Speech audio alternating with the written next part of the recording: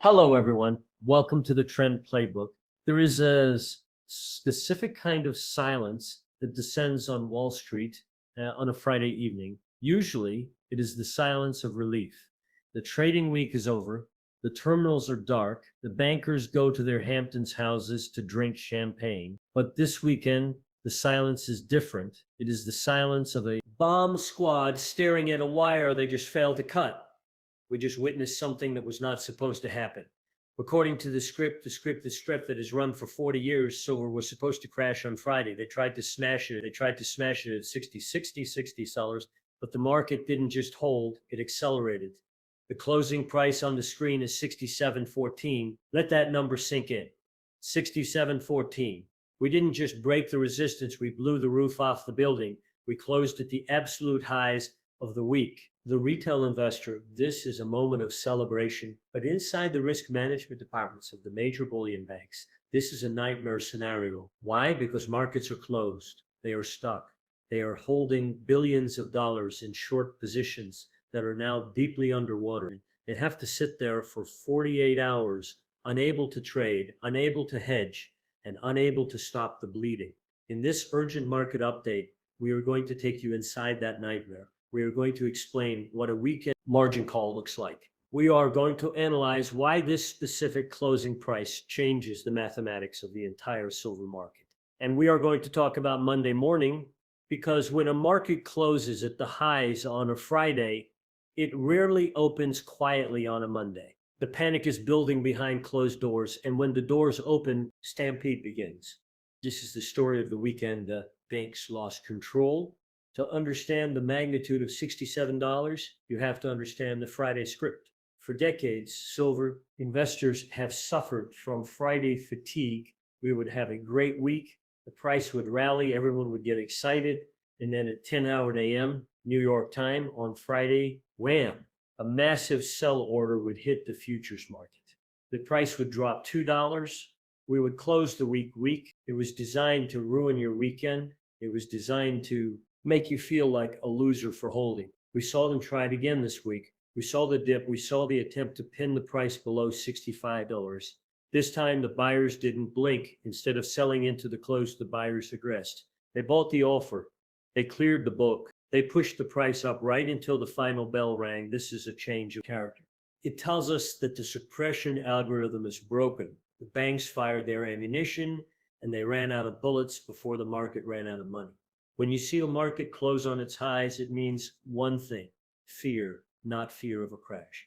Fear of not owning enough. The buyers were so desperate to get in that they didn't care about the price. They just wanted to be positioned before the weekend. They know what is coming next week, and they didn't want to be left behind. And now put yourself in the shoes of a commercial short seller. You are a bank. You sold silver at $64, promising to deliver it later. You expected the price to drop so you could buy it back at $60.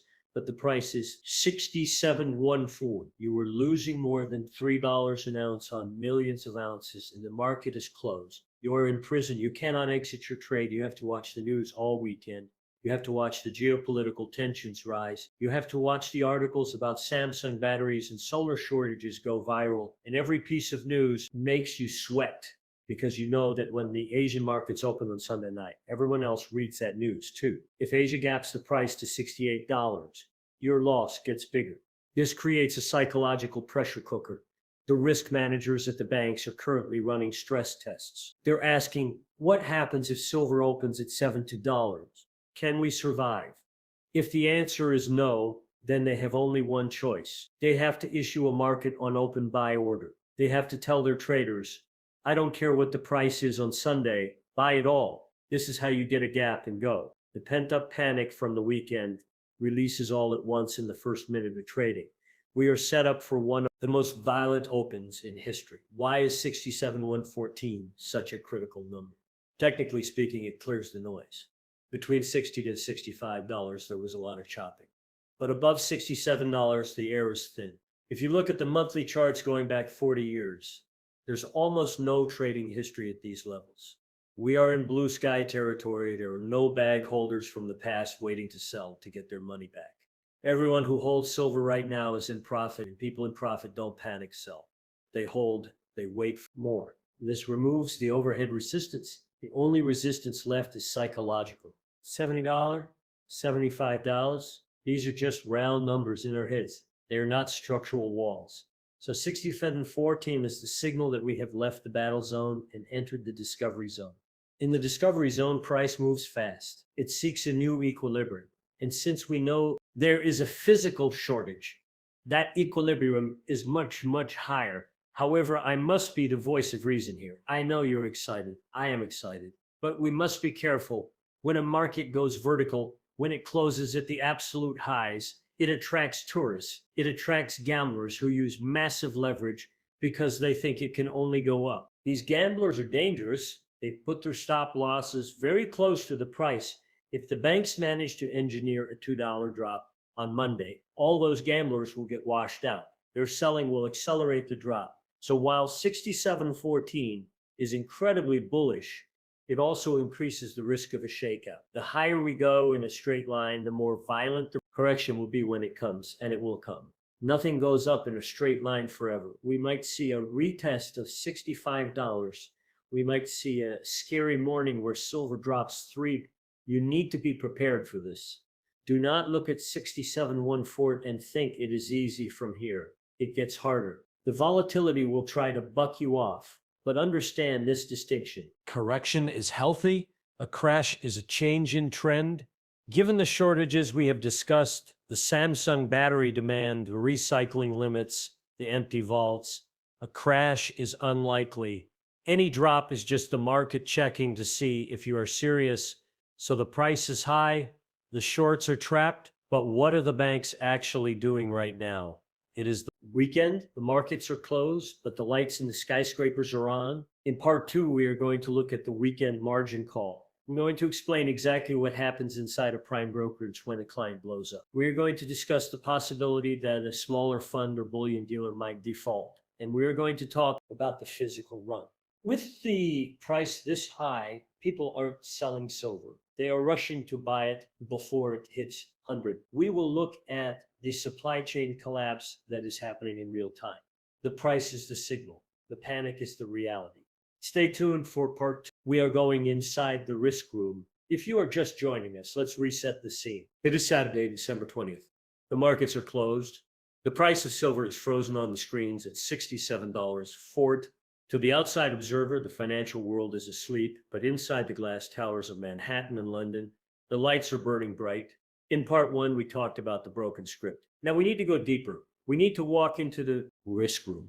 Every major bank has a risk department. Their job is to make sure the bank doesn't blow up. Right now, those risk managers are looking at a spreadsheet that is bleeding red ink. They are looking at the short exposure of their clients who bet against silver. And they are realizing that many of those clients are insolvent. In part 2, are going to explain the mechanics of the weekend margin call. We are going to show you why phone calls are being made right now that will force billions of dollars of buying on Monday morning. We are going to look at the physical freeze where bullion dealers stop selling because they cannot afford to restock. And we are going to expose unallocated bluff that is being called by the world's wealthiest investors. The price is high, but the panic is higher. Let's go inside. Most people think margin calls happen instantly. A computer flashes red and the position is closed. That is true for retail traders, but for institutional money, the big whales who trade billions, it works differently. They operate on variation margin. At the end of every day, the exchange calculates who won and who lost. The losers have to wire cash to the exchange to cover the difference. Usually this is routine, a few $1,000,000 here and there, but Friday was not routine. The move to 67.14 was violent. It caught the shorts completely off guard. Many of these funds were betting on a pullback. They were leveraged to the hilt. When the bell rang on Friday, they were staring at losses that exceeded their cash on hand. So what happens on Saturday morning? The prime broker calls the hedge fund manager. The conversation goes like this. You are down $500 million. You have exceeded your credit limit. We need you to wire $300 million by 800 a.m. Monday morning. The fund manager says, I can't. The banks are closed. I have to sell other assets first. The prime broker says, if the wire is not there by 8:01 a.m., we will liquidate your position. This is the forced liquidation. It doesn't matter if the fund manager thinks silver will go down next week. It doesn't matter what his thesis is. He has no cash. The bank takes control of the account, and the bank's computer has only one instruction: close the position. Since they are short, closing the position means buying at any price, buying until the risk is zero. This is what creates a gap up on Monday. It isn't people rushing to buy because they love silver. It is banks rushing to buy because they are terrified of their own clients defaulting. We are looking at a potential cascade of defaults on Monday morning. If the price gaps up to $68, the next tier of funds gets the call. It is a domino effect, and the first domino just tipped over. Now, let's leave Wall Street and look at the physical market. The online bullion dealers, the local coin shops, the wholesalers, they are in a state of shock. Imagine you are a coin dealer. On Friday morning, when silver was lower, you sold 1,000 ounces for $64. You took their cash, you promised to ship the coins, you expected to call your wholesaler on Monday and buy those coins for. But now the price is $67,714, and the premiums are rising. To replace the coins you just sold, you might have to pay $70. You just lost $6 an ounce on 1,000 ounces. You are bleeding capital. This is called replacement cost risk. In a violent bull market, selling inventory is dangerous. If you sell your stock and the price jumps before you can restock, you go out of business. You sold gold to buy paper, and the paper lost value. So what do dealers do on a weekend like this? They freeze. Go to the websites right now. Look closely.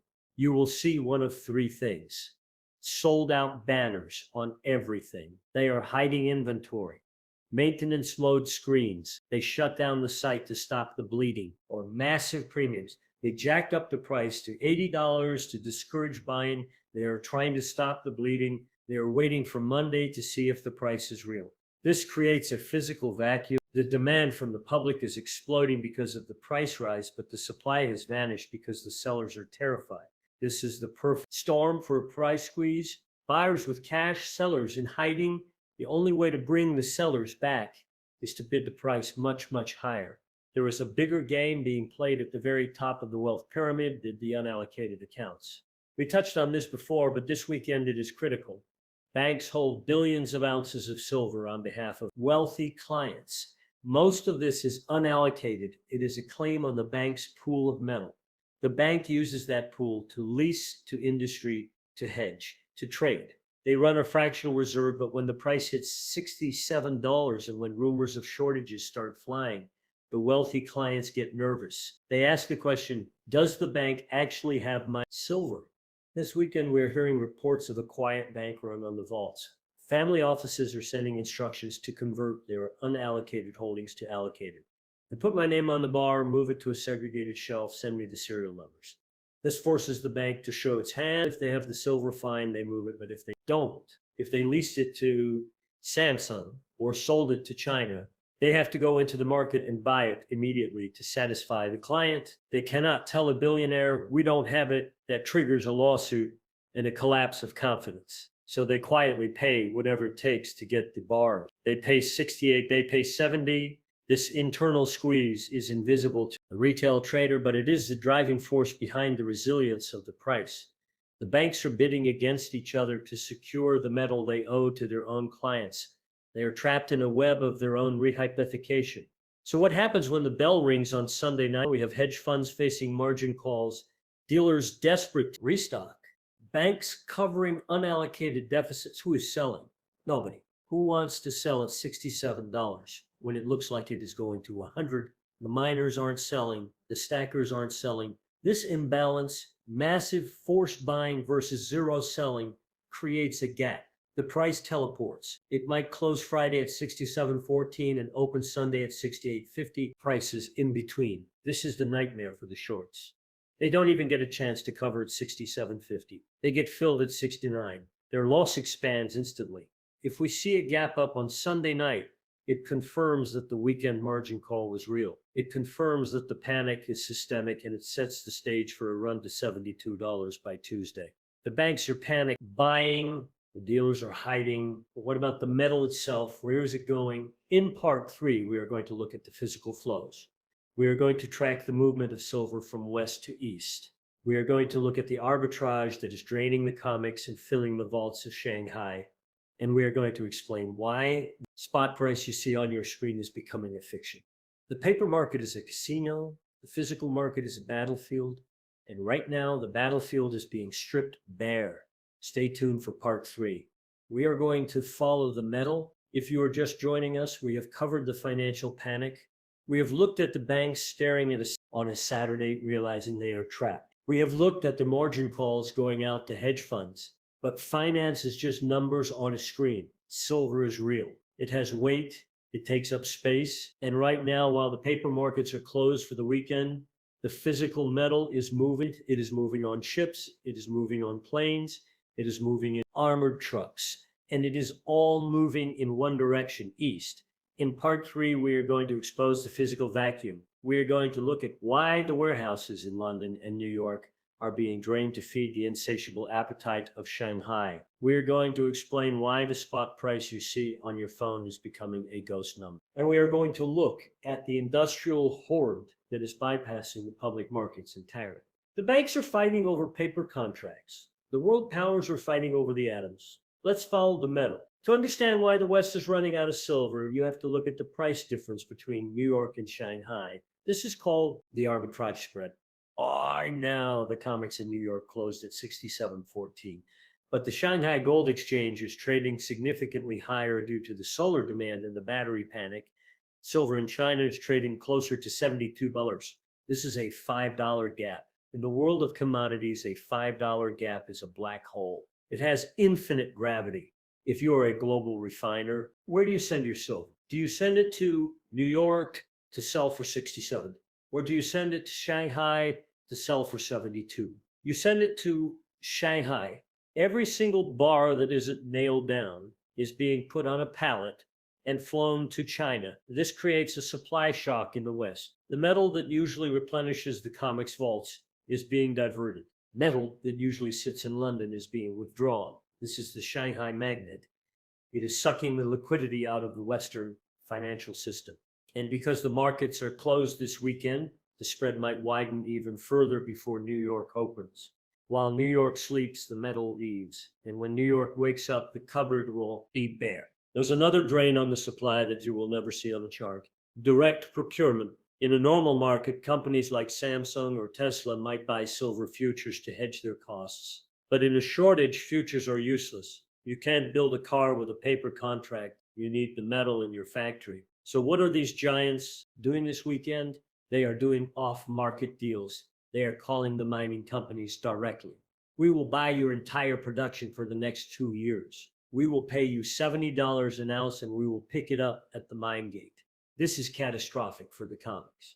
The COMEX relies on the excess silver from miners flowing into its vaults to back the contracts. But if Tesla buys the silver before it even leaves the ground, that silver never reaches the COMEX. It disappears from the public ledger.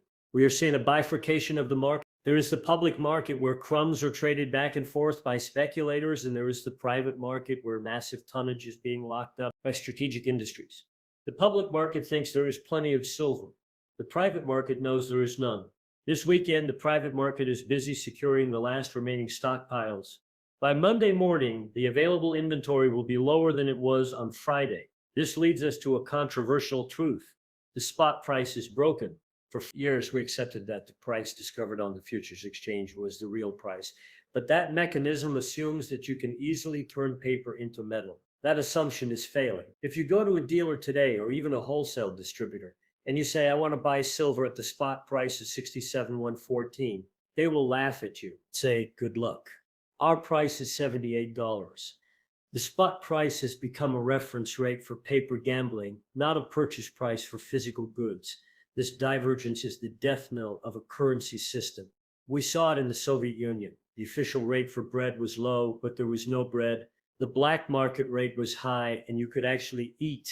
Are entering a phase where the physical premium is permanent. It isn't a temporary surcharge. It is the real price asserting itself. So when you look at 67.14, do not think that is the value of my stack. Think that is the lie they are telling to keep the system calm. Your stack is worth what someone will pay for it. And right now, desperate industries are willing to pay much, much more than the screen says. Finally, let's look at the registered category in the COMEX vaults. This is the metal that is legally available to settle contracts. For years, this number has been dropping from 50 million ounces to 80 million to 30 million. With the price at $67, we are entering the danger zone for a delivery default. The shorts who are trapped have two choices: pay billions in cash to close the position or deliver the physical metal. They would love to deliver the metal. It is cheaper than buying back the contract at a loss. But they don't have the metal and they can't get it from London because Shanghai took it, and they can't get it from the miners because Samsung took it. So they are forced to raid the COMEX registered inventory. We are watching the eligible private pile stay flat. While the registered public pile evaporates, if registered hits zero or gets close enough to zero to cause panic, the exchange breaks. They have to declare force majeure and settle in cash this weekend. Traders are doing the math. They're calculating the cover ratio, how many paper claims exist for every physical ounce at $67. That ratio is exploding. The higher the price goes, the more people want delivery. The more people want delivery, the faster the vault drains. The faster the vault drains, the higher the price goes. It is a feedback loop that ends with the destruction of the paper market. So the physical metal is fleeing to the east. The industry is buying direct. The spot price is a fiction, and the banks are staring at a massive gap up on Sunday night. What do you do? How do you trade this open? Do you buy the gap? Do you sell the rip? Do you sit on your hands? In part 4 of the conclusion of this weekend update, I am going to give you the Monday battle plan. I'm going to show you the specific price levels to watch in the first hour of trading. I'm going to explain the psychology of the gap, why buying a gap up feels scary, but is often profitable. And I am going to leave you with the final verdict on where this weekly candle points us. The nightmare is real for the banks. The opportunity is real for you. Stay tuned for part 4. We are preparing for the open. We have reached the final chapter of this weekend market alert. We have dissected the Friday closes. We have exposed the panic inside the bank risk rooms. We have tracked the physical metal fleeing to Shanghai. Now we are left with the silence of Saturday, but this silence is deceptive. It is the deep breath before the plunge. In less than 6 hours, the Asian markets will open for the new week, and the banks, the hedge funds, and the industrial buyers will all rush through the same door at the same time. In this final breakdown, part 4, I'll give you the Monday battle plan.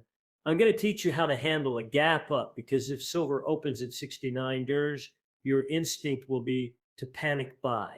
That might be a mistake. I'm going to explain the gap fill theory, why prices often come back down to check the launch pad before going higher. And I am going to leave you with the final verdict on this historic week. The nightmare has hit the banks. But for you, the prepared investor, this is the moment you have been waiting for. Let's finish this. For silver investors, Sunday evening is usually quiet. But this Sunday will be the Super Bowl. At 6 p.m. Eastern Time, the Globex futures market opens. This is the first chance the world gets to vote on the Friday close. Here's the scenario. We are watching for the gap and go. If the panic is real, if the margin calls we discussed in part 2 are enforced, we will see the price open significantly higher than 67.0140. It might open at 68.50. This creates a gap on the chart, empty space where no trading occurred. Psychologically, this is powerful. It tells everyone that the asset is so valuable, nobody was willing to sell it at the old price. But here's the danger: thin liquidity on Sunday night. Volume is low. It is easy to push the price around. Sometimes the banks will use this thin liquidity to engineer a fake drop. They might sell a few hundred contracts, make it look like the open is weak, trying to scare you before the real volume arrives on Monday morning. So here's your rule for Sunday night. Watch, but do not touch. Unless you are a professional futures trader, do not try to trade the Sunday open. The spreads are wide, the volatility is extreme. Let the banks fight it out. You wait for the dust to settle on Monday. Let's assume we gap up to $69 on Monday morning. You wake up, you check your phone, you see green, you feel a rush of adrenaline, FOMO, fear of missing out.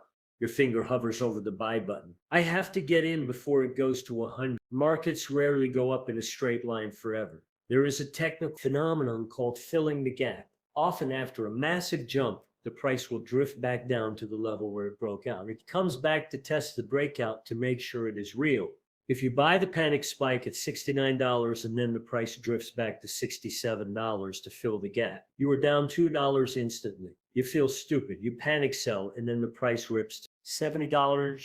Do not chase the rocket. If you are already holding silver, enjoy the ride. If you are looking to buy more, wait for the retest. Wait for the price to come back and kiss the $67 level. If it holds there, that is your entry. Patience pays. Chasing gets you punished. We need to talk about the next target, $70.